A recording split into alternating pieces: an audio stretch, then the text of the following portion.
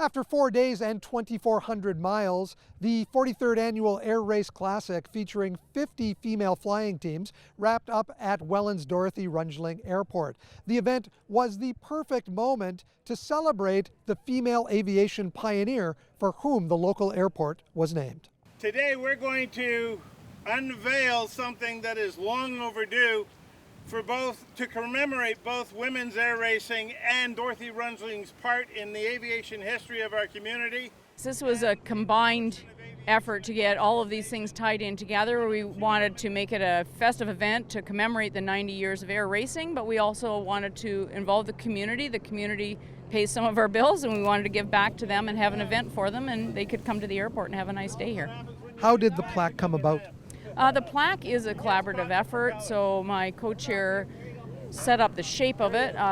We have a woman who's related to a pilot on the field here who did our logo design for us, and the 99s, of course, are commemorated on the top, and we wanted to tie into the air race and its 90-year history and Dorothy Rungeling's racing history.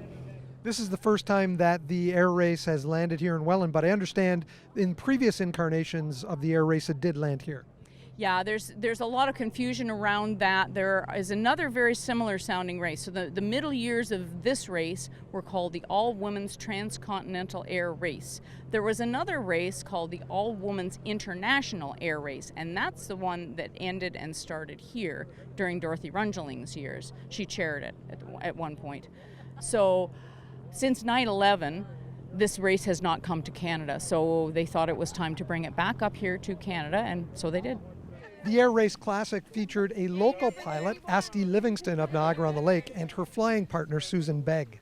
I just fell in love with Niagara-on-the-Lake. I work out of Toronto whenever we do filming or whatever, but I fell in love with the area. It's so peaceful. The people are just absolutely lovely.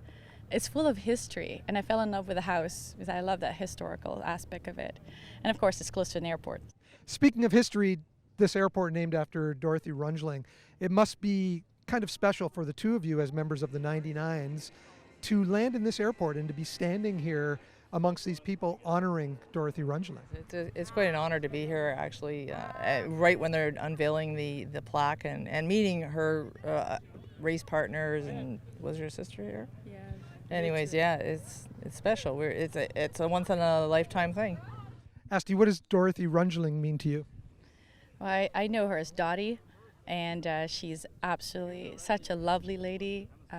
She passed away just last year, so it was such a pleasure to talk to her. And it's one of those things where you don't realize how fortunate we are to be in company with women like that, because they set the bar so high, and we take it for granted now, but we wouldn't be here flying if it wasn't for women like her. What would Dorothy have thought about today's event? Oh, she would have loved it. She loved flying. She loved air racing. She was passionate about air racing. She was in many air races. We created a stamp to honor her on her 99th birthday in 2010. This year we created a stamp to commemorate the 90th anniversary of the air racing, women's air racing, and of the 99s. So we chose the 3 Canadian women who have flown in the most air races. So Dorothy was right there. She did a lot of air racing in the 50s and 60s. Welland was often the beginning or the end of the air race.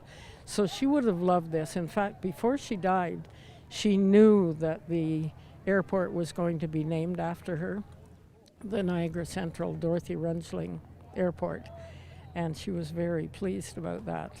Besides her trailblazing work in the air, Dorothy Rungeling also wrote for a Pelham newspaper and was a pioneer in politics. She was that town's first female councillor. She died in 2018 at the age of 106 years old. Reporting in Welland for The Source, I'm Mike Balsom.